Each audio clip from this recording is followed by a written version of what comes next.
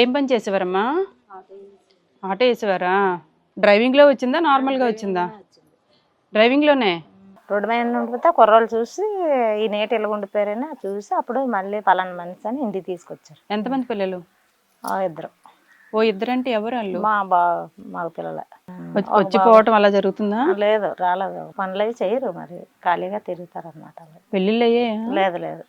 ఎంత వయసు పిల్లలకి? 18 ఇలా ఉంటాయి, 19. ఎక్కడున్నారు? పెళ్ళిళ్ళు కాలేదు అంటే ఒక అబ్బాయి వైజాగ్లోనే ఉంటాడు, ఎక్కడ పని చేస్తాడో తెలియదు. పని అది సరిగా చేయరు. 20 సంవత్సరాల పిల్లలు మీ మాట వినే పరిస్థితిలో లేరమ్మా? లేరు. అంటే మీరంటే భయం భక్తి లేదు, లేదు. కారణం మీరు పెంచే పెంపకం. మనం భయంతో భక్తితో శ్రద్ధతో పెంచామనుకోమ్మా, ఏ వాళ్ళు ఎక్కడ ఉంటారో తెలియదు అన్న మాట ఈ రోజు నేను నోట రాకూడదు, అలా రాదు కూడా. ఆ పిల్లలు ఏం చదువుకున్నారు? ఒక అబ్బాయి 7వ తరగతి చదివాడు, ఒక అబ్బాయి 5వ తరగతి. పిల్లలు కూడా చదివించలేకపోయారు మీరు? లేదు. పెంపకం బాగాలేదమ్మా.